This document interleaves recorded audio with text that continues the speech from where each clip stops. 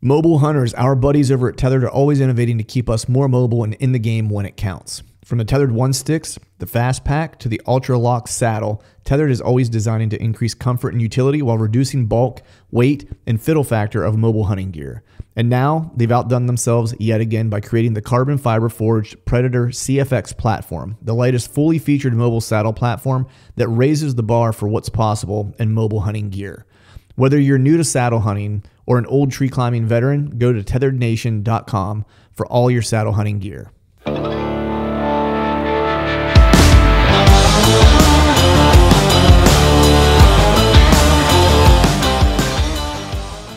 All right, folks, welcome back to another episode of the Truth from Stand Deer Hunting Podcast. And today I got on my good buddy, you know him, you love him, Mr. Chad, by God, Sylvester. What's going on, man? Not too much, Clint. What's happening, dude? You know, just battling technology, dude. That's what I do these days, man. You know, it's like, I don't know, man. Like I don't know if it's like the older I get, like more, the more fed up I get with technology or what the deal is. But, you know, it's a love-hate relationship all the way around, man. Yeah, it is. It is. It's like I was asking myself the other day, there was something else that happened. And I was just thinking to myself, I was like, am I becoming that curmudgeon that is just like total anti-technology because I don't understand it anymore? You know what I mean? Or is it just like, I want things to be simple and just work? Is that where like the frustration is coming from, you know? Yeah. I feel your pain. Last night we did a live product release for the A5. I was just telling you right before you hit the record button, we were just getting to our outro section. Like we had gone like 45 minutes and we had a MacBook freeze up on us and Jake was like, oh, that's it. Time to hop off. And just cut it short. Yeah, the technology gods have said we're finished now, you know? That's it, man. It's the, because even the other day I was doing something for work and I have like a work iPad that I have to use for certain things. And I don't know what happened, but like I don't know if like the passwords have changed or what, but it's like I was trying to get into it, you know, like into like the program I needed to get into, and nothing. Like the thing is basically like a $1,500 paperweight at this point because it does absolutely nothing, you know. And I'm like, life shouldn't be this hard. Like I shouldn't have to like struggle with all this stuff just to do simple tasks. I was like, the more we try to simplify things, the more we like complicate them. So like today, it's like I'm back to like a piece of paper and a pen. That's where I'm at, you know? Like I might go outside and like burn the end of a stick later, you know, just like to take it way back, you know, but that's where I'm at. But speaking of technology, the technology that I do like that does advance is all the stuff that you guys are typically doing. I guess before we jump into that, just so people know what we're doing, you know, Chad and I always like to get together. If you listen to this show for any length of time, we always get together at the beginning of the season. We talk about our goals for the year, aspirations, you know, all the things we would like to accomplish. And then at the end of every year, you know, Chad and I like to get together and just talk about, you know, the good, the bad, the ugly. You know, it's like what went right, what we could have done better, where we had success, what failures we've had, and, you know, what our plan is for kind of trying to either overcome those or get better at those certain things in the off season and things like that. And so that's really kind of what the tone and tenor of this episode will be. But before we jump into that, continuing on my diatribe of technology, you guys had a new launch actually last night, the new A5 camera. So why don't you give the people at home a little taste of what that was all about? Yeah, you know, I think going through 2022 and 2023, you know, we released the original Rival A camera last year, and it was designed to just be a very simplistic cell camera, easy to use, like a single on-off button, everything controlled remotely. And it was more of I don't want to say it was a price point product, but it was meant to compete in that kind of price point category where guys want to run cell cameras in a fleet. You know, they don't, you know, the days of buying the $300, $400, $500 Spartan cameras or even like the flagship Exodus cameras are starting to go by the wayside. People want volume. So we released that camera last year, and then just looking at some of the overall feedback from consumers and social trends that you're seeing, you know, kind of across the internet, we started to recognize some of those pain points from cellular devices. One being the image quality being uploaded from cellular devices, right? Like you got to compress those things, those files to teeny tiny file sizes in order to save data, to increase transmission speeds, and all of that side of the technical technical side of the camera. So uploaded image quality was one of those pain points. Battery life, obviously, with a cellular device was one of those pain points, especially now with like the lithium crisis. Lithium AA's are just, they're crazy. Even if you get your hands on them, they're expensive now. So that's obviously was a pain point. And then the data tied to running cell cameras is also a major concern. Like the economy, has not been great the last couple of years, and everybody is starting to feel that. So, those extra dollars matter every single month to a lot of folks. So, looking at those three things, that's really what sparked the A5, the upgrades on from the original Rival A camera to the A5. So it has an updated 5 megapixel native sized image sensor with lower interpolation rates. So the photos coming through have more sharpness, they have more clarity. I don't want to get into the technical micron pixel talk and light gathering capabilities, but the general consensus is in any light condition, the photos coming from that camera to your phone are going to be they're going to rival the best that you can get from any device out there on the marketplace. So that was one thing that we addressed. 20% better battery life. So again, going back to the power consumption side, has better battery life. And then on the data side, and I don't want to dive too much into this, but and a lot of people in our circle know that we've been working on an app project for the last, I don't know, maybe 8 months that's going to be coming to market later this year. And we'll have more information over the next couple months about what that project entails. But one of those things, or one of those pain points we wanted to address was the cost of data. So anybody familiar with Exodus products or running Exodus products, they can expect a very significant savings on the data side compared to what they're used to. And it'll be much more competitive, if not the most affordable data plans options on the market. So we're excited about those things. Awesome, man. Yeah, that's killer. I was stoked to see that come out. I was actually looking forward to watching the live stream last night, or at least hopping on for a little while. But as life has been going for me, the dog rolled in dog shit. So I spent that time giving the dog a bath outside at whatever time that was. You are just striking out, brother. Dude, I'm paying for the good fall I had, I think, is what's happening.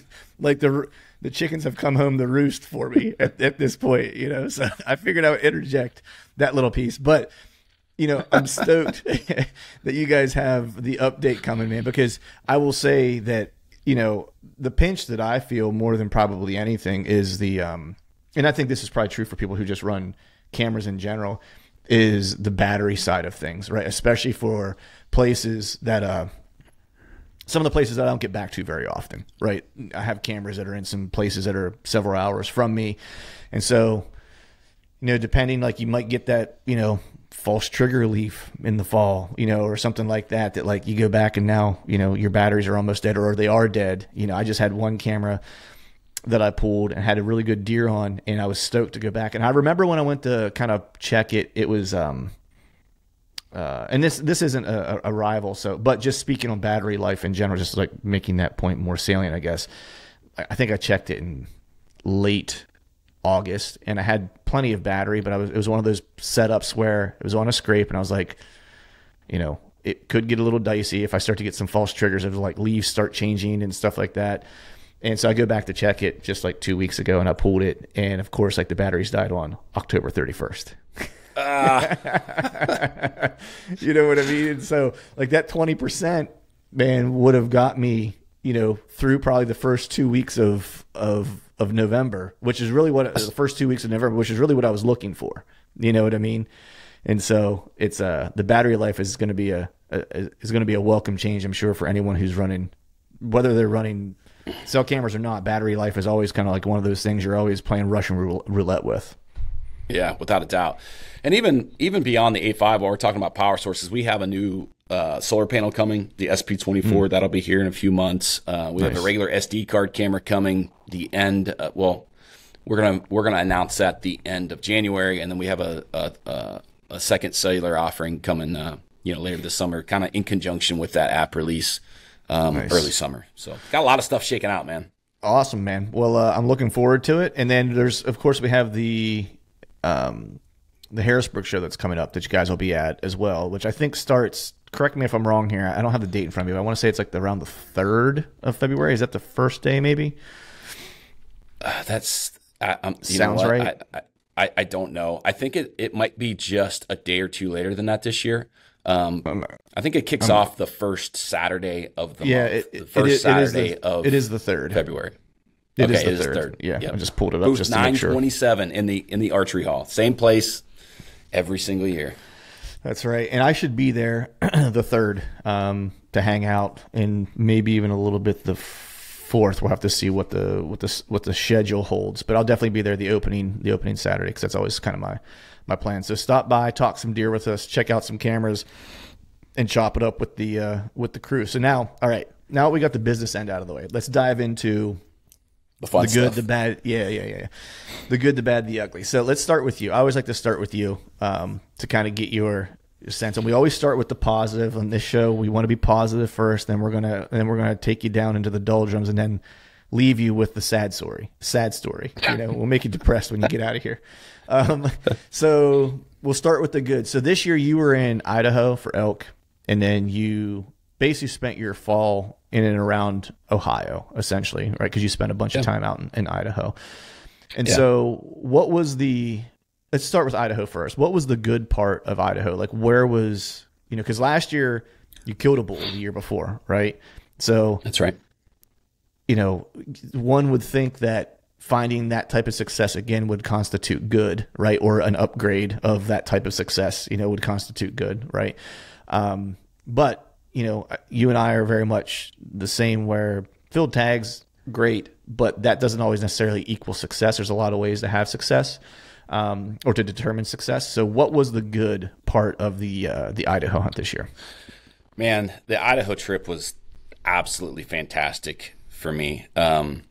There was, the part that I like about hunting that specific unit in Idaho is that the opportunities for encounters are plentiful. It is a target-rich environment. I'm not going to go kill giant trophy class bulls there, but for a guy that is a Western rookie, is a rookie when it comes to diagnosing these different scenarios, when you're communicating with animals, with elk, calling back and forth, trying to digest what is happening in those specific scenarios. Man, I learned in 3 weeks what I would learn in a whitetail season over 3 years. The encounters were plentiful. The good was I had a lot of opportunities to screw things up, and learning on the fly. There were some opportunities that I took advantages of. Now we'll get into the bad portion of that, but I think, learning about diagnosing those scenarios before you take action is the biggest takeaway that I kind of gathered from those different situations in Idaho. And I think when you go to hunt elk, everyone is after kind of the thing that everyone talks about is having that screaming bull come rushing in at 20 yards, and he's ripping off you're ripping off your bugle, and he's bugling back at you, and he comes in and you shoot him at 20 yards. And like most hunting media, that they're portraying something that usually is not the norm, right? Like that's the anomaly, as when you're out there. But in any capacity, it was a fantastic trip. Learned a ton, shared camp with a lot of good people. And, I can reflect on each one of those opportunities that I had. I had 5 opportunities in 3 weeks on different bulls. A couple of those bulls got killed. One not being, from guys in our party, but just being able to reflect on what I did wrong there and putting that to work in 2024. I think, the experience, that's what we're chasing. We're chasing the experience. We're chasing the learning curve and just continued growth on that aspect. And that's really what was accomplished this year in Idaho. Right. That's awesome, man. That the diagnosing scenarios before you kind of rush in, like so key. And it's key. I mean, that's should be a mantra of life almost, right? Like that's very much kind of a way to view things. And that, whether you're hunting elk, whether you're hunting whitetail, whether you're, whatever it is that you're hunting, I think you and I kind of talked about this based on our previous kind of hunts in Kansas together that, you know, or at least I think we talked about it last year after my second year there, which was my second year, even though I didn't fill a tag that second year, it was what I had learned was how to be patiently aggressive. And that's kind of talking about, you know, diagnosing those scenarios before you rush in. It's like when you're playing with that visual element and that calling element, right? And guys that turkey hunt and maybe haven't elk hunted before, I would say it's not the same, but it's similar to where you have to kind of, you know, if you're hunting plain states whitetails, you're getting a visual, right? And so you're seeing what they're doing. And when you're hunting elk or you're hunting birds, like you might see them and you're certainly probably going to hear them, right? And it's real easy to kind of get all jazzed up and jacked up and want to kind of rush in. But there's this patient aspect that you have to kind of read the scenario and diagnose things, like you said, right? And then whenever the opportunity shows itself, because it's usually just, it's going to be a really, really small window. It's like, boom, you got to go, you know, and you have to go make it happen now, you know? And I think that's, as soon as you said that, I was like, man, that is so true. And that's probably one of the big learning points or takeaways I've had over the past probably 3 years was that exactly. Yeah. You know, I can kind of tie that to whitetail hunting and the mobile craze and the bed hunting craze that's been upon us for the last 3 or 4 years. And everyone's like, well, how close is too close? And like my answer to that is always like, go screw it up. Like go screw it up and figure out how close is too close, and then just dial that back a little bit. And that's, you know, that's exactly what happened in Idaho. Not that we were hunting always bedded bulls, but like you figure out what is wrong in that scenario and you do something a little bit different the next time. Yeah. So what strategies did you find while you were out there that you were having success with? Has there been, like, since like the past 2 years, you know, I guess a couple years, but last year you were filling a tag. Are there any strategies that now that you've done it a couple times to where you're like, yeah, these things work for me? Yes and no. So the first bull that I killed a couple of years ago, I killed basically in transition, and guys will say that you can't kill elk in transition. Whether I was luck or whatever you want to call it, it happened for me the first time. And we tried to do a little bit of that this year, just going out, listening in the morning. So setting up with a visual advantage, an audible advantage. So typically we're getting up higher with the elk down below us, which again, it can screw you if you're too close, because obviously thermals and different things that come into play there.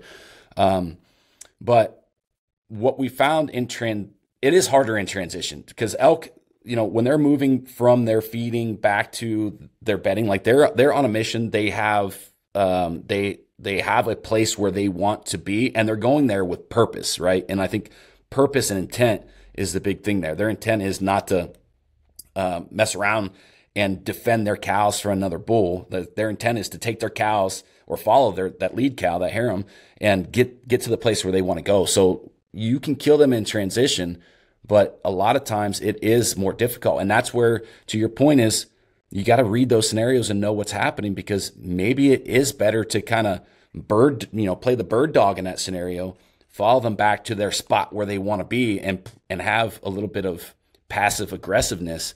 And maybe you hunt them in their beds, or maybe you hunt them, in the evening on their way back to food. So that was one thing that we learned a couple years ago that had worked, but didn't really work the way we wanted. We had a couple encounters in that manner, but those were encounters that were, obviously were screwed up. And I think we would have been better off just playing the patient game and maybe hunting those bulls later in the evening. So had those types of scenarios. Also taking that and locating those animals in the morning and trying to figure out where they wanted to be in that late morning, early afternoon in those bedding areas. There was a scenario where we slipped down into kind of a bedding point. I'm going to call it a point, where on each side of the point, the terrain, or not the terrain, but the habitat was very different. One side was kind of like a young aspen thicket or growth, where we had more dark timber on the other side of the point. And there were bedded animals, 2 different herds, basically. I mean, at this point in the season, some pressure had set in and kind of displaced some elk a little bit. But we were able to get down on that point and get between 2 bedded herds. And I say herds, there's, one herd bull, maybe a satellite maybe 2 satellite bulls on each herd and 5 or 6 cows. So it's not like we're around 100 different animals. We're around 20 different animals. But slipping down in there and reading those scenarios and just hunting bedded animals and communicating them with, I'm going to say, more passive calling, more cow, more social chatter from cows, and waiting for those bulls to get up and kind of check on those cows kind of throughout the day, actually gave me an opportunity where I was at full draw on the biggest bull that I've ever seen, even like through glass from a mile away. A well over a 300-inch bull, and he was inside 30 yards for 5 minutes. Like, I'm full draw on him twice, and I just could not get a shot. And so just taking those different scenarios, just there's a time and place for all of them. Again, it just goes back to diagnosing what is happening on the front end of that, so you know where and how to execute on it. Right. I mean, that's awesome, dude, that you were able to get, that close. And it's those things that kind of always bring you back, right? It's that 30 yards within, just like, what I imagine for you is probably like a dream bull, Yeah. And being able to be that close, and, it just, some people might get discouraged by it, and I'm sure like in the moment you're kind of like, golly, man, like what else I got to do, and like, cause I was there, for multiple seasons, like on different hunts. But that's the thing that gets you going back. Cause you're like, dude, not that you ever have things figured out, but I'm capable, right? Like that's the thing. It's like, once you kind of find that little nugget of like, I'm capable of doing this, and I've not figured it out, but I know how to find success now, the way that I know how to find success. It's like a drug you can't get enough of. 1,000%. Yeah. So what about Ohio? Let's turn to whitetails now. How was what was the good from Ohio? Like, dig deep, man, dig deep. The good was on my first, I'm going to call it my first real sit. I had a couple sits prior to this, but November 1st, we had a great cold front roll in, and I'm hunting different terrain and different habitat than what I've typically talked about. Typically talking about the hill country, big wood type stuff, and I'm hunting stuff right outside my back door for the most part in 2023. So tackling a lot of marsh, a lot of swamp, a lot of fragmented and broken, very narrow chunks of public.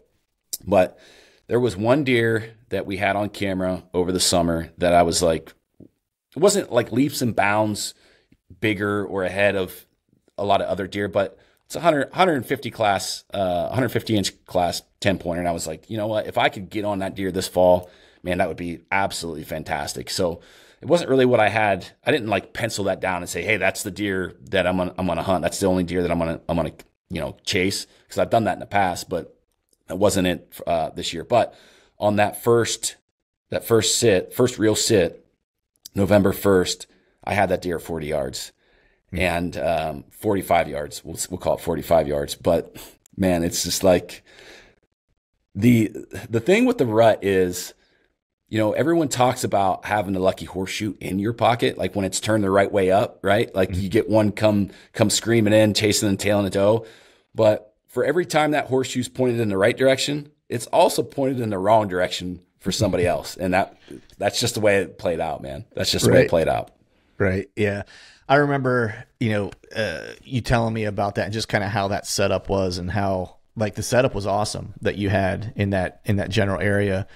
And it was just the cat and mouse game that you get into sometimes with a particular deer that you constantly feel a day late and a dollar short. Right. But I think like the good part of this is that a lot of this stuff was newish or newer to you, right? Since it was kind of out your back door, and like this is the first season that you really kind of focused on those areas. And so, I mean, I think the good is that for the first kind of real effort in those areas, like you got on a good deer and had a good plan, and now it's just a matter of kind of tweaking it from there, right? Yeah, no, 1,000%. There's this was the first. I've bounced around this portion of public in the past, so although this is the first year I put, like, I'm going to say serious effort into it. I'm relatively somewhat familiar kind of with the area, but this is the first year where I ran a multitude of cameras to kind of compile that historical information to use in following years. So there's a lot of good from that too. So like some in-season scouting. The thing that I'm looking forward to in this particular area in 2024 is the postseason scouting. Last year, I did not have the opportunity to do that because the water levels were so high. Oh, that's right. It's a low-lying area, kind of marshy, kind of swampy, and like the water was just so high, you couldn't get anywhere.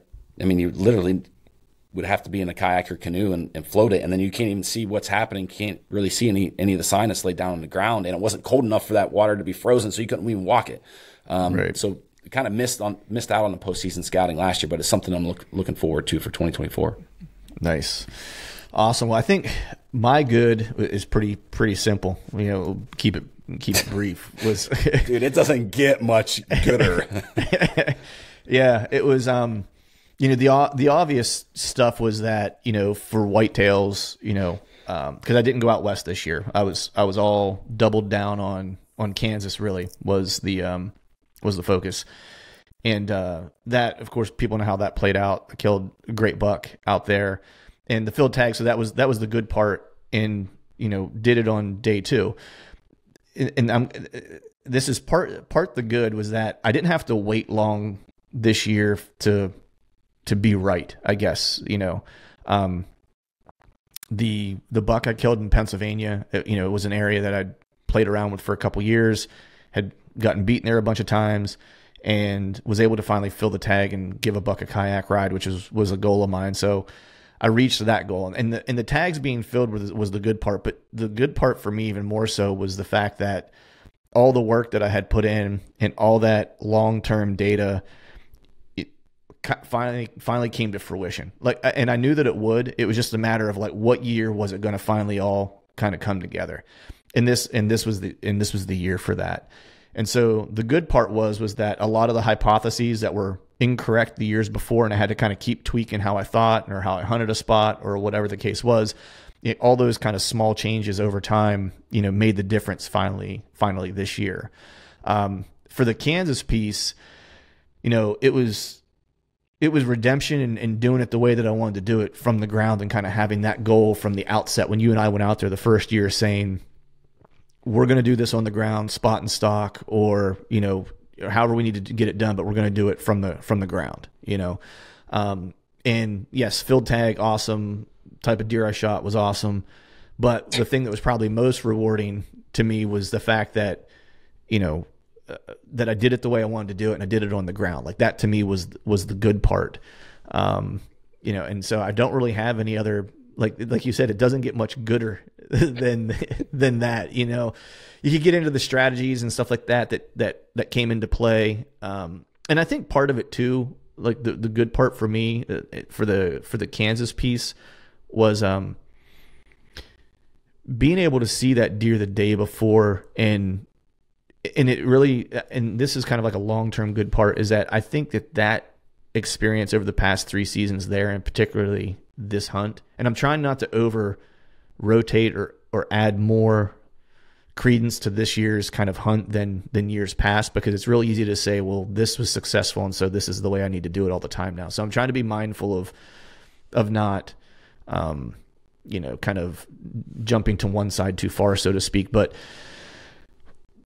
I've kind of started changing a little bit of how I think about what I need to be successful. And to me, that's the good part of all the stuff that has happened over the past 3 years and how it all kind of culminated this year, because I have a much better sense now of how my hunting style has changed over years and what I actually truly need to kind of be successful. And to me now, the visual component for me now has become really, really important, because I've now see that when I spend my time seeing a deer, man, it makes it so much easier to go kill that deer. Now, it might take a long time to get the visual that you need or whatever the case is, but that visual piece of it, of the puzzle, is, I feel now almost like if I get that deer's days are numbered. Just it's a matter of finding the right day to go do it to a degree. Does that make sense? No, 1,000%, man. And, I think the year that you had, the good thing that I take away from the year that you had, which, dude, Dude, I was so jacked up. I was so jacked up when you sent me that picture, man. Dude, my dude lost his mind. Like, he calls me back because he was at basketball practice, and I text him, I'm in Kansas, and I've got the deer, and I sent him a picture, and I knew you were at practice because that was why you weren't in Kansas with me. And I send that picture, and I knew I didn't get a response right away because you were at practice, and so then you call me as soon as you get out of practice, and you're just like yelling on the other side, like I didn't even say hey or anything. You're like, blah! My wife, I was actually walking through the front door when I called you. My wife, I got off the phone. She was like, "Who was that? And what was going on? Like, you don't even get that excited when like you kill something yourself." I'm like, I know, like that's how important. That's like how important, like my close friends' successes are. So I was, man, I was jacked up. But I think the good thing, going back to the good on what you were able to accomplish this year, is that you did it in like different manners. Again, it like goes back to reading the scenario and what you have to work with, and like diagnosing that and figuring out like the executable plan to find success in those different types of scenarios, different types of habitats. And like when you get to that level and start to find success, dude, that's when you become freaking dangerous in the woods. Yeah, that was, I mean, that's a good point, because I made a goal. You know, even before the Kansas thing, when I started traveling a lot out of state, the thing that I really wanted to accomplish from that was I wanted to be multiple. Like, you know, you and I are kind of football fans, you know, football nerds to a degree. When we get together, we do talk some football and football strategy and defense and stuff like that. And you played D1 ball. And, you know, what I always loved about certain defenses, and I'm a Steeler fan, but I appreciate what the Ravens do, you know, from a defensive standpoint, because they're so multiple. And the Steelers, whenever they had a really good defense, they were too, and so was New England, and like all those great defenses, like throughout like the 2000s, you know, into the 10s and now into the 20s, is like they're multiple. It's no matter what they're doing or what team they're playing, they're able to kind of adapt their game to take away whatever that team does really, really well, right? And that was kind of how I wanted to be able to view how I hunted, because I wanted to be able to hunt, you know, western states for elk. I wanted to be able to hunt, you know, swamps if I needed to. I wanted to be able to hunt hill country if I needed to. I wanted to be able to hunt the plain states. And a lot of those things I have some access to me in varying degrees, but the one thing that was always kind of missing was the ground game. You know, that was always a spot where I felt naked. You know, if you put me somewhere where I had to hunt from the ground, like I felt most out of my element in that scenario.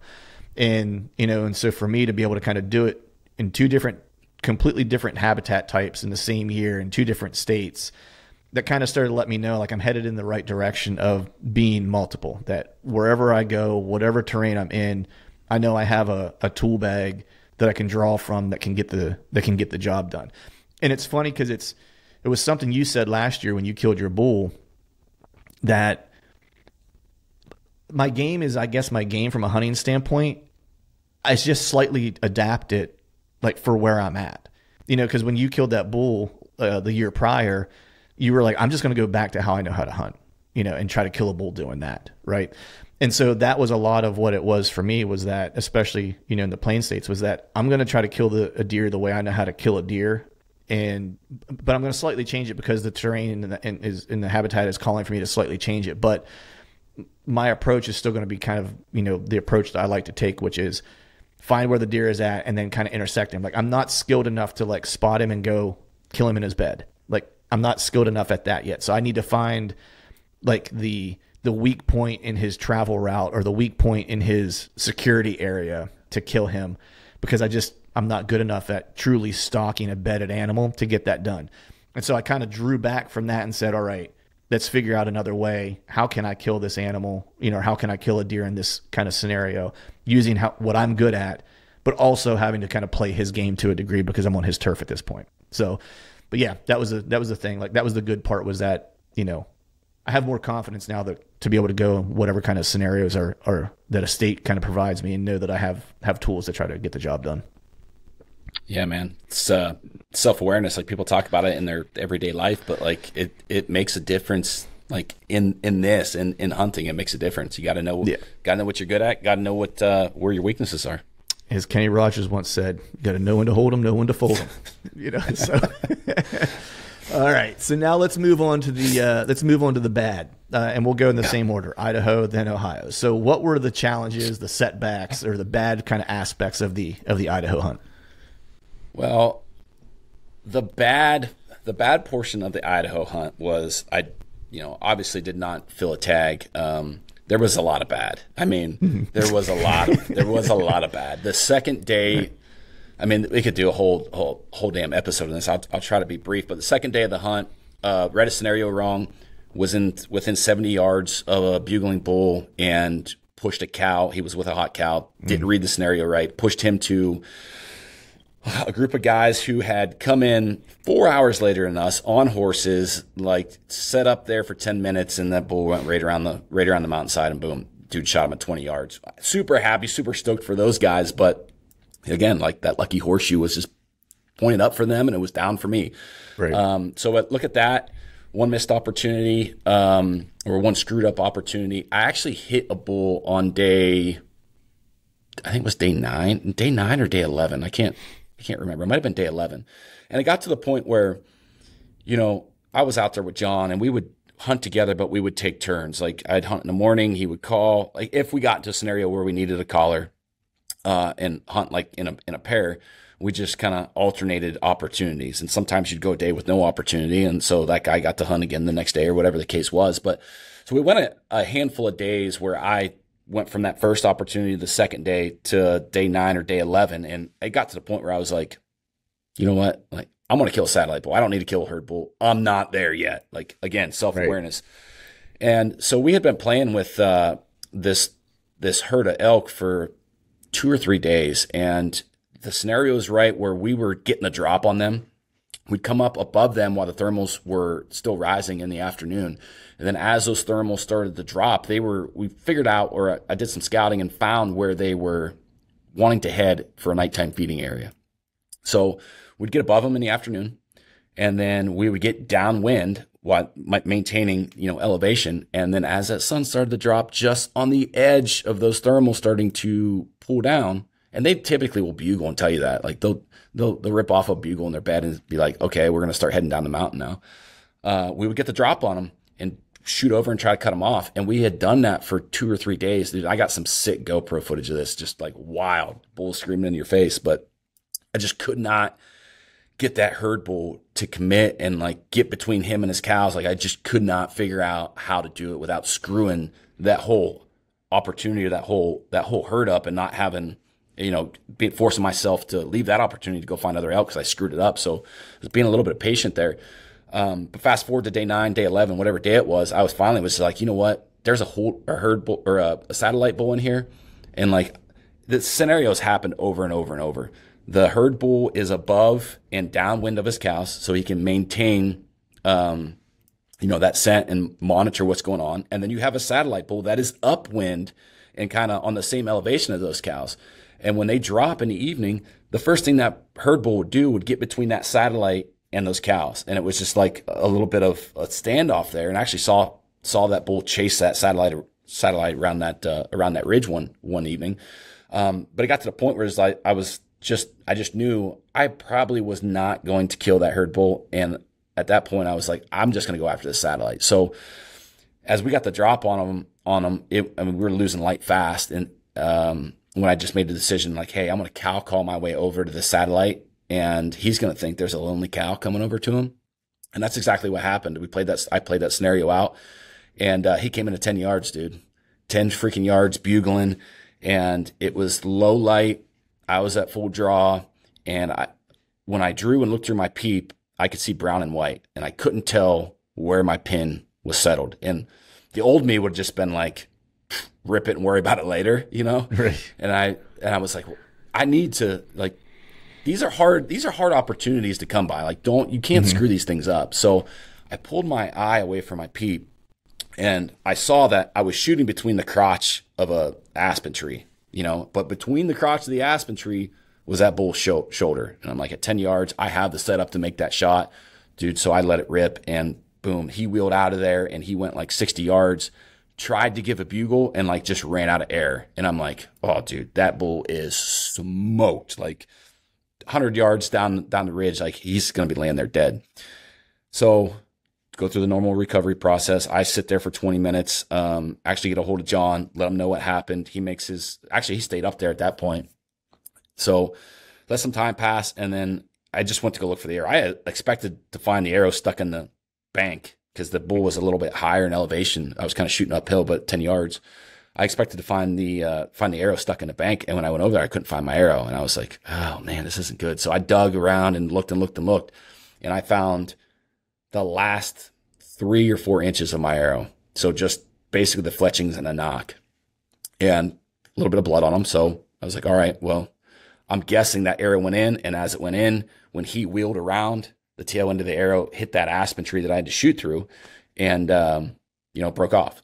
So I went about 30 or 40 yards looking for blood, and I couldn't find any blood. And I was like, man, this isn't good. Like, do I keep looking? What do I do in this scenario? And I was like, you know what? And to add to the scenario, there are still bulls all over this hillside bugling. Like, there wasn't the herd that was there, they were still making their way down the mountain. And like, they're relatively unaffected by whatever just happened to the satellite. Like, that herd bull had no idea. The satellite just took off running. They had no idea what the heck was going on. And at that point, I was still below the herd. So I was like, we have an opportunity to come back in here and hunt this herd bull again for John. Like, I don't think I need to spend the next 2 hours, on a blood trail, kind of screwing this scenario up. Like, let's just give it some time. I'll come back in the morning when the thermals, everything's settled. Those elk get to where they want to be as far as in the bedding area. And I can, because the bull that I shot kind of went into off in a different direction. And I thought, well, I could just come in start right here, get on that blood trail and recover that bull tomorrow. And we'll be in good shape. So 3-mile hike back to Spike Camp, which it's all uphill. Right. I get back there, ambitious, anxious for the next morning, wake up next morning, and immediately John's on a bull. So I'm like, all right, well, let's go do this. And we'll, it's going to be a couple hours before that herd where I was hunting the day before gets back to their bedding area. Let's go play the game with what you have going on. And, lunchtime, we'll go find my bull. So we get over to find my bull. Dude, and let me add this. On the way back to Spike Camp the night that I made the shot, it started to rain. It started to rain. So I have that playing through my mind, but I still wasn't like super concerned. I wasn't super concerned, but anyways, get back on that hillside. And dude, I spent 14 miles grid searching up and down, just toasted my feet that day. And I only found just a little bit of blood. Never recovered the bull. Don't know exactly what happened. I assume it was a high shoulder shot, maybe one lung, and just never recovered him. But the caveat to that was a couple of days later, a mile from there, and who knows if this is really tied, but a mile from where I made that shot, I was walking through a saddle, and there was drops of blood going through that saddle. So I don't know if that's the same bull, if there's a different bull. I mean, who the heck knows? But long and short of it is, I hit one, couldn't find it, made a crappy shot, felt terrible about it. The bull lived. I'm assuming the bull lived.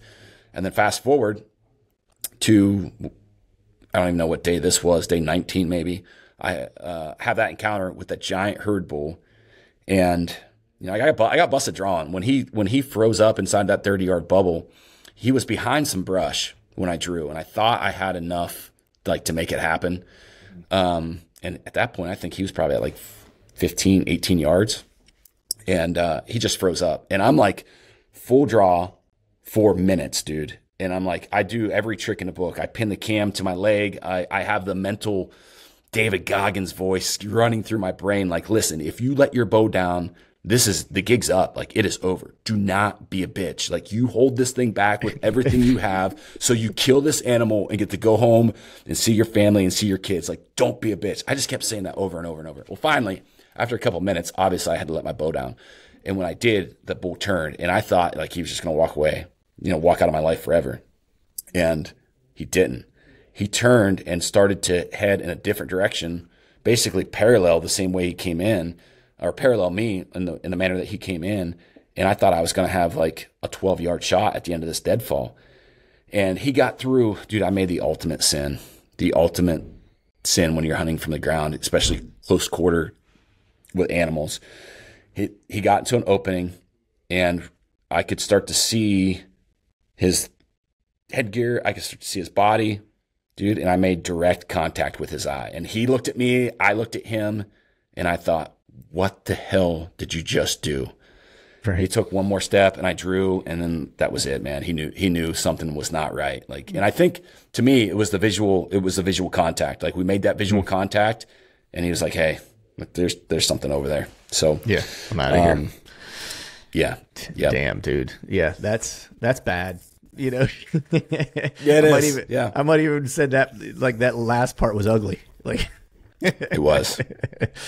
And you know better, right? Like, I've been told that since I was 12 years old from my grandfather. Like, when you're on the ground like that with animals, like, don't look them in the eye. And I don't know if there's something to it or not, but as soon as I did it, like, my gut just felt rotten instantly, and I just knew it was up. Yeah, and I don't know if there's, to your points, like, I don't know if there's something to it as far as, you know, you're looking into each other's soul, like something like, I don't know if that's the case, but maybe more so that if I can see their eyes and they can see my eyes, there's way too much visual for them to be fooled at that point, right? That, because even just in whitetail hunting, we always think about if we're elevated and you've lost cover or whatever, you're waiting for that deer to turn his head away from you to get the opportunity to draw, right? Because their peripheral vision is so good. You know, they see almost back to like the edges of their ears is kind of how far their peripheral goes. And so, you know, you're always looking for that opportunity for them to either be behind a tree or to turn their head away from you, or whatever the case is, you know, to get that shot. So what was the so that was the bad for the Idaho trip. What about Ohio whitetails? What was the bad there? Dude, having the wrong end of the freaking horseshoe, man. Like, I have that encounter with that deer November 1st, and let me back up a little bit. So I've sent you the video, the photos of that scenario. Like, I'm in a rut funnel essentially, and there's a pinch within the funnel. So I'm on the backside of an oxbow of a river, with kind of a swamp to my northwest, and the water levels are up. There's snow on the ground, so there's a little bit of backwater that is behind me. So I have a wind and thermal advantage any way around. Like, my wind's blowing back over that backwater out into an open cut ag field. So this entire pinch is only maybe 85 yards wide, but I'm on the edge of that backwater between the river's edge is 35 to 38 yards, like pretty tight quartered. But with inside that funnel, I have a deadfall in front of me where those deer are crossing a beaver dam within that funnel and then have to navigate around a deadfall. So it's either a 10-yard shot or it's at the furthest, it's a 35, maybe 38-yard shot. So first thing in the morning, get set up, dude, and there's deer everywhere. Sun comes up maybe 15 minutes after the sun is peaked over the horizon. I have a doe come in, and she's, dude, reading the script perfect by herself. And I'm like, dude, this is like fantastic. I was just having a great time with snow on the ground. It's November 1st. Just like, you get those mornings where it just feels good. Like, that was one of those mornings. And I'm watching this doe, and she's by herself. She's not being, she's not running. She's just doing deer things. She's nibbling and browsing on stuff, just kind of walking along the edge of the river. And I thought, man, this is going to be a great opportunity to see exactly where she wants to cross or get around this deadfall. So I got to pull my rangefinder out. Have my rangefinder in the hand. I come back to that doe, and right where the doe was standing, there's now a 150-inch 10-pointer. And I'm like, oh, baby, like, let's go. Like, this is going to happen. Like, I've been in the stand for whatever, an hour. I'm like, this is, yes, So at that point in time, I'm like, screw the rangefinder. I need to get my bow in my hand. So I slowly drop my rangefinder, get my bow in my hand, and when I go to look up, I don't see anything. And at that point, there was like one lone hickory tree between me and it's about 20 yards away. So, like, significant size, like 20 couple inches in diameter, a pretty decent sized tree. And the doe was behind there. And all of a sudden, dude, I don't see the buck, and I hear a splash in the river. And I'm like, what the hell? I'm like, they're down on the riverbank. But like, it didn't make sense to me because there's not like a slope bank there. It's just like a drop off. So I'm like, what in the heck? And all of a sudden, I see the doe on the other side of the river. And this is, again, there's snow on the ground. It's like 27, 28 degrees. It's kind of cold. And I see the doe on the other side of the river. And then I see the buck swimming across the river to get to the other side, follow the doe. And I'm just like, what the hell just happened? So that was it. Yeah. That was it for me. And there's a whole longer story to make matters worse. Like, I'm watching that buck kind of keep that doe not pinned along the river, but kind of just kind of bird dogging her, like making sure that he maintains a visual, maintains like he has control of where she's going. And I'm like, well, dude, like if I can get that thing back over to the edge, like maybe I can make a shot, like it's a 50 couple yard shot, but I think I can make that shot if it's the right scenario, you know? So as I make a call to him, grunt call, and he looks and looks back at the doe, looks back at the doe. And then finally I just hit him with a snort wheeze, and like he starts to come, he takes a couple steps, and I'm like, oh crap, like this is going to happen. Then he whips his head back around and chases the little satellite buck off. And I'm like, golly, like what else could go wrong, you know?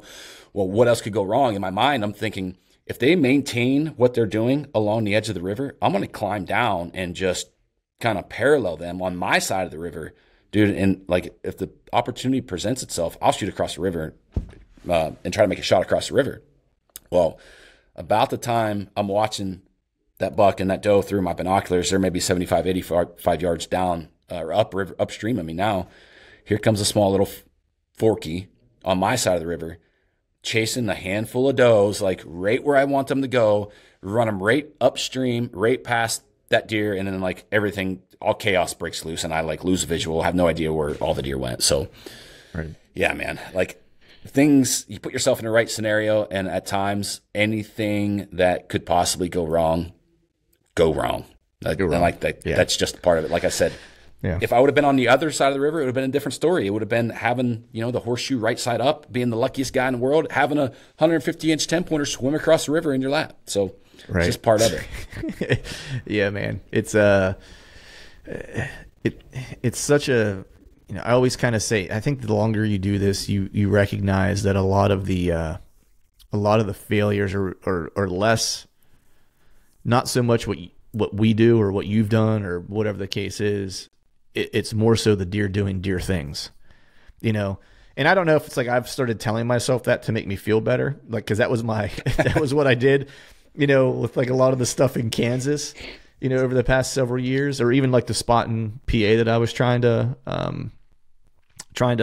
kill that deer that give a buck a kayak ride, was just, I was getting beat on deer doing deer things over and over, where it's like right spot, right time, just needed one more thing to break my way that I couldn't necessarily, there wasn't anything I could change about it. You know, it's like, or maybe I made a mistake really early in the encounter that screwed me or whatever. It wasn't an egregious mistake. It was more of a, you know, wanting to make sure I'm seeing what I think I'm seeing or whatever the case was. Right. But yeah, so I started telling myself more often that a lot of these things are just deer doing deer things, you know, and that's what kind of keeps you from filling a tag. But so, man, for me, the bad, I had to try to dig deep a little bit on this, like to figure out what the bad was. But I think for me, and this is like, oh, woe is me problems, I guess, was that I didn't get a lot of time hunting this year. That was the bad part. You know, cause I had 5 sits all year and filled 2 tags in five sits, you know? And so, and I could have gotten out more. I did do some glassing and stuff like that on the days I had while I was in Kansas before I left to kind of check out a new area. And so that was good. I wished I would have maybe stayed there a couple more days and just did some more glassing, just because watching the rut in the open country like that is cool. You know, is awesome to watch. You know, so that was one of the bad things. But at the same time, I had spent so much time away from my family and stuff like that during the course of other seasons, because I was grinding through all the way till late season, you know, till the very last day of, you know, that it's open in January, that, you know, a lot of weekends, a lot of Saturdays and stuff like that were, you know, away from the house or whatever, or, you know, I wasn't available. And so I felt partly compelled that because I've filled tags early this season, you know, that I should spend more time at home, you know, even in October when I filled that tag in PA, as opposed to going out and scouting or trying to fill doe tags, you know, or even here in late season, like trying to fill doe tags. Like I just kind of totally put it to the side and was like, nah, I'm going to spend some time at home on the weekends doing stuff with the wife and the kiddo, and especially over the holidays. And my parents came down and did some of that stuff. So the bad was I just didn't get as much time in the timber as I usually do. The other bad is that I was really wanting to use a decoy in Kansas. that was like the one thing that I really, really wanted to do. And I made the decision to not decoy that deer when I saw him, when I shot him, because I really, truly think that would have screwed the whole thing up. And look, it turned out the way it was supposed to turn out. I did get to decoy a young buck while I was out there and play with it some to kind of see what I could get away with, because I want to start using that more, because I think in those circumstances that thing can be deadly. And I didn't get a whole lot of practice with it, I guess you could say. And so my hope while I was going out there was to get to be able to use it a handful of times on different deer to kind of see what mistakes am I making with it? How much movement can I get away with this thing? How do I set up shot opportunities with it and stuff like that? And so I got none of that on this trip. I did decoy one young buck in, and I decoyed him to, it was like 5 to 7 yards. And I got away with way more movement around that thing than I would have thought. Like, I mean, I was moving it and turning behind it and moving my bow behind it and moving my body behind it. And he finally jumped and stood at like 15 yards because he got a little spooky. But it was one of those things where, man, that deer was dead for 5 minutes, you know, if I were trying to shoot him, you know what I mean? And because Travis Glassman kind of told me, he's like, you'll be surprised by how much movement you'll actually get away with, you know, with those things. And I believed him because he's killed a bunch of big deer using decoys, or using that heads up decoy. And, but I wanted to see it for myself, and man, like what I was getting away with murder with that deer. But the bad being that I didn't actually get to utilize it. So I'm not sure how I'm going to play that kind of going forward. I'm going to use it for sure, but I just wished I would have got a few more reps with it. So those are really the only two bad things. Like, I really didn't have any unexpected obstacles this year, or I really didn't have anything that was super challenging necessarily. I mean, the warm weather whenever I was in Kansas was a little bit challenging, but you know, I've learned over time that that's actually not as bad as people want to say that it is. Like, I'm not deterred by it anymore, I guess I should say, you know, but overall, yeah, man, didn't have a whole lot to complain about. So, you're smirking. I feel like you got something to say there.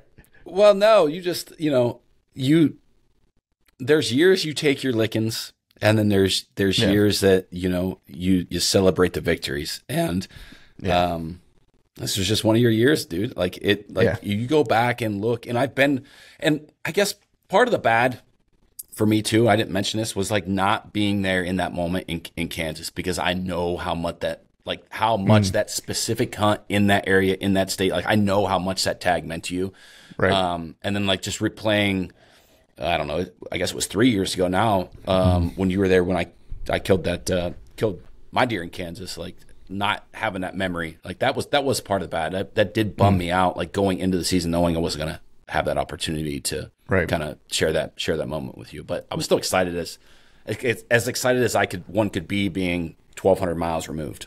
Yeah. Well, I mean, dude, and look, man, as we're getting older and stuff like that, you know, there's a lot of other things that pop up with, you know, our kids are, you know, doing more stuff now and things like that. I would have loved to have had you there, but you know, you celebrated it with me the way that you could.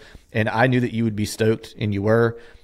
You know, I sent you images right away, you know, as soon as that deer was on the ground, you know, I was like, I got to send Chad this. He's never going to believe what happened. You know, it's like, you know, so, but yeah, I know what you're saying. It's like, you always want, like, you know, even whenever things are really good, they never kind of work out exactly the way you think they're going to work out. You know what I mean? And, you know, it is what it is. I think it's part of it is, you know, maybe we learn to, not create scenarios that may or may not become true in our minds, right? You know, I was reading a book at one point that talked a lot about that, how we get something in our mind and we actually create the narrative before it actually ever even happens. And that's where like anxiety and stress and pressure and depression and all those things kind of creep in, because you start to create these stories in your mind that have never even occurred yet. And then they become gospel to you, you know, and the mind is a powerful thing in that way. And so, you know, I think that the bad was maybe in other seasons, I had kind of in my mind how it should work. And I feel like this was the one year, and this is maybe part of the good.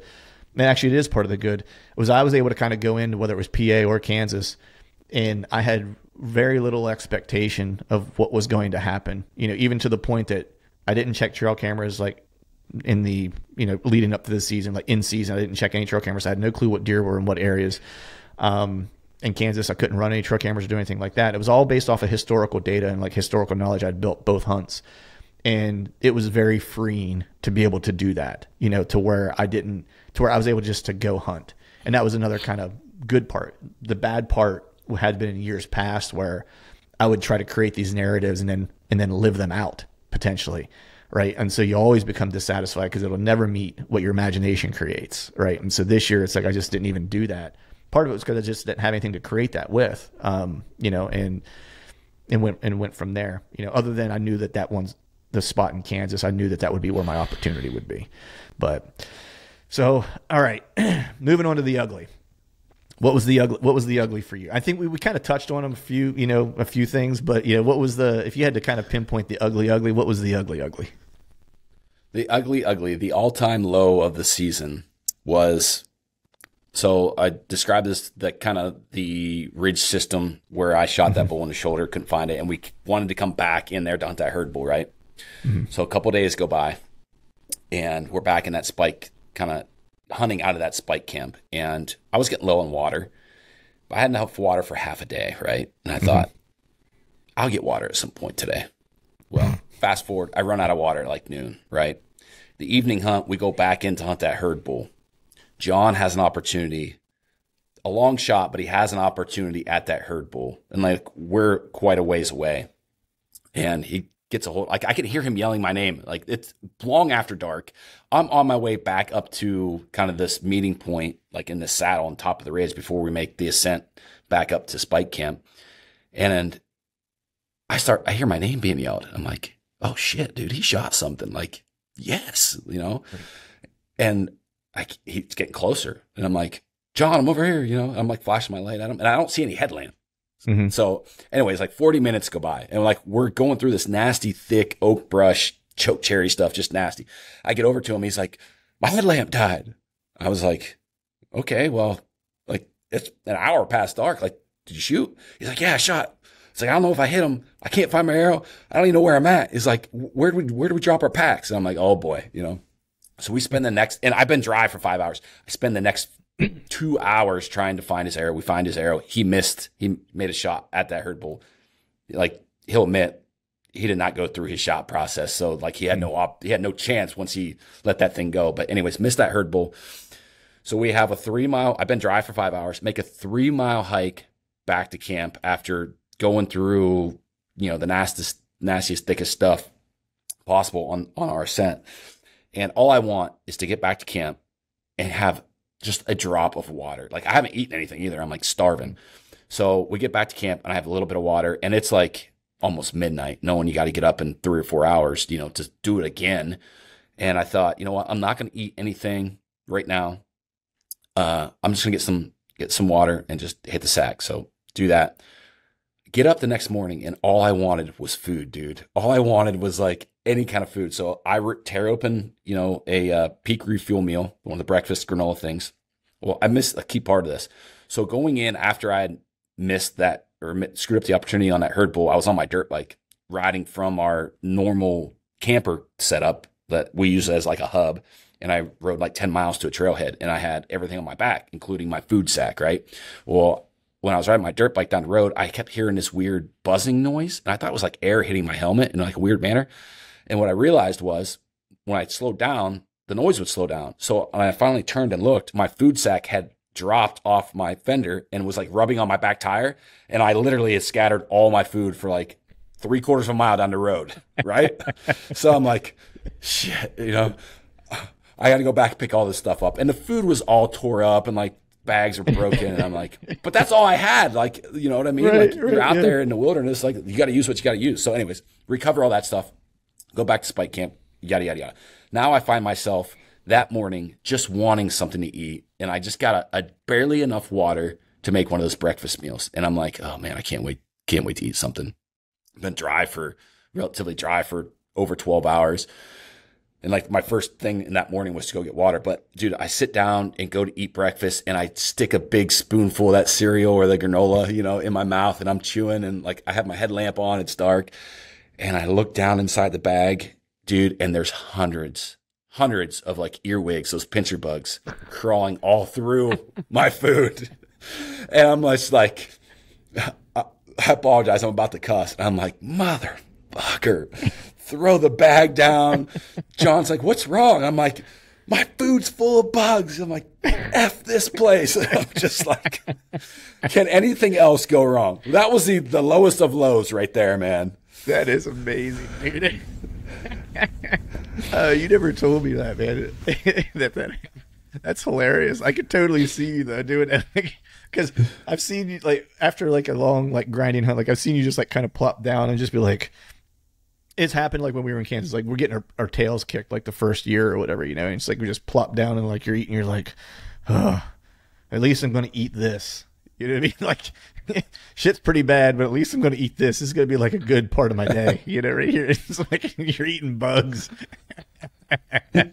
That's amazing. Like my ugly can't compare to that. Like I don't have an ugly then. Like I didn't eat bugs. Like, you know, oh shit, dude, that's amazing. I think for my ugly part of it, if I had to kind of, if there was an ugly part, was I did have an opportunity prior to killing that deer in PA, the kayak buck.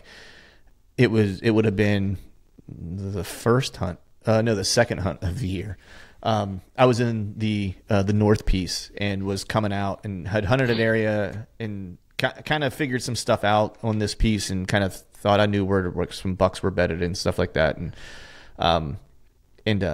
saw a couple deer that night and was walking out and I was in under the canopy because this was like the second week of the season. And so it got dark under the canopy. And so I kind of was like, all right, there was a couple deer kind of milling around. Those does moved off. And I was like, well, I'm going to go ahead and get out of here. You know, I can't see my pin any longer underneath the canopy. I don't want any more like does or deer walking in on me because I think I know where these bucks are at. And I'm going to go ahead and bail and get out of here. And I was like, I'll probably have enough light once I get out of the canopy on my route out. There's a couple clear cuts that are kind of like along the way. And I was like, I could probably creep up along the clear cuts, you know, and if nothing else, I can glass the cuts and see if I can see any bucks that are coming out to feed or anything. And so I was doing that and I was being real kind of smart about it. And then I just got lazy at the very end. And there was one more kind of like cut coming up. And I was doing that thing because it's a couple mile hike. And I got my head down and I'm just kind of like thinking in my head about the next hunt. Like, you know, where would I set up next? Like what other spots do I want to hunt in this area? Like where do I need to be? And as I was doing that, I lost track of where I was at and I was up on the edge of this cut already. And I kind of looked to my right and at 30 yards, there was a good, you know, big woods buck standing there. And there was enough wind that I kind of ducked down. There was a small embankment. So I got down behind it really quick and thought I was going to have a chance to, I knew he was close enough to shoot. And so my plan was just to try to draw and maybe like creep up to the edge of that bank and get a shot. And I made a rookie mistake, which was I didn't believe what I had seen the first time whenever I kind of ducked down behind the this little embankment. And I wanted to get one more peek at him and kind of pop my head up over like the line of the grass just to kind of get one more visual. And when I did, he saw me and he took off. And what I should have done is I should have drew and I should have stood up. You know, I should have drawn, crouched, and stood up, and I probably would have got a shot at him. But he was a good, just, you know, Pope and Young 8-point, you know, big woods buck, probably a 3.5-year-old. I would have been stoked to shoot him, but that was probably the ugly part. It was like, and actually, truthfully, it was probably a blessing in disguise because it was, you know, a ground hunt experience that I was able to kind of keep in my mental Rolodex as I was going to Kansas of, man, you know, just a reminder of you got to be smooth whenever you're on the ground. Like you don't have a whole lot of room for error and you do something stupid like that, you know, and you miss your opportunity. So that was really kind of the only ugly part of my season was that particular hunt. Yeah. You know, we do this and it's like the good, the bad, the ugly, but like the scenario you just played out, like it's just perspective, right? Like you could take any of the bad and you could see the good. You could take any of the ugly and make it comical and see the good. You could take the good and also point out the bad. So I think that's one thing, like that every time that we do this episode, kind of every year, it's one thing that like, just reassures me, like, that when you and I are in camp together, like, even though there might be something, you may have done something or been in a scenario or executed something that you're looking at from the bad, like, I might see the good. I could also see the ugly in that too. But the same thing, vice versa. Like, I'm doing something bad or doing something ugly, something bad happened, something, screwed something up, like, and you're seeing the good, picking me up. And dude, that's perspective, and who you share those perspectives with. So important in this world, man. So important. 100%, man. Because that's a good point. And that's why we make good hunting partners, right? It's like we always are able to find like the silver. It might be in that moment hard for me to find the silver lining in something that I screwed up, but you're usually always able to find it, and vice versa. It's like you had a rough experience. I'm always good, like, but you learned this, or now you know this. It's always that kind of idea. And we get in our own heads in our own way sometimes, and it sometimes takes another person kind of see it a little bit differently to help you kind of see, where the opportunity is and not necessarily the barrier per se. But so with that, the good is that next year we're getting the band back together. We are, man. The band is back together.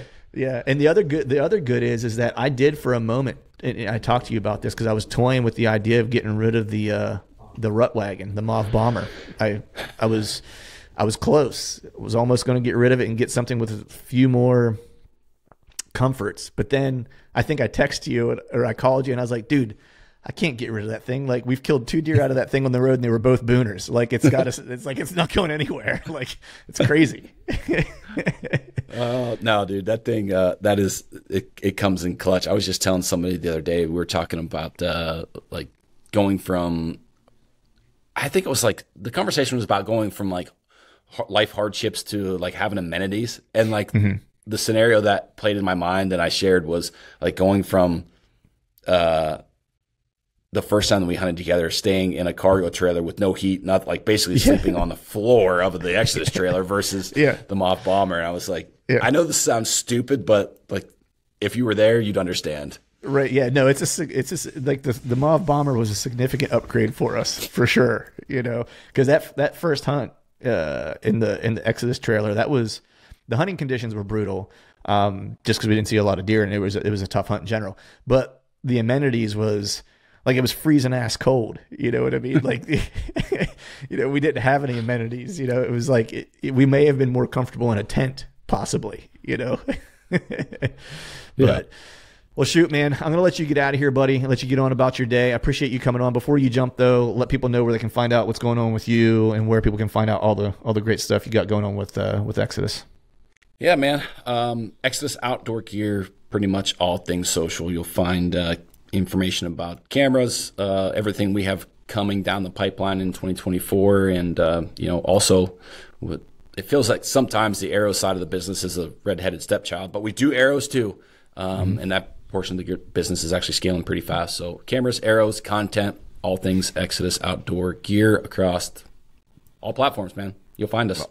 Awesome, buddy. Well, hey, I'm looking forward to seeing you here in a couple weeks at the outdoor show. People, if you're headed to the Harrisburg Great American Outdoor Show, make sure you head to the Archery Hall and look up my boys at Exodus. I'll be there the first weekend. We'll chop it up, and appreciate you, buddy. Good seeing you. You too, Clint. Thanks for having me on.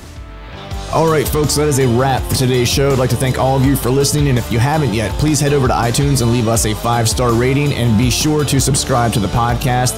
And while you're at it, head over to YouTube and give us a sub there as well. I'd be super appreciative if you do those couple things for me.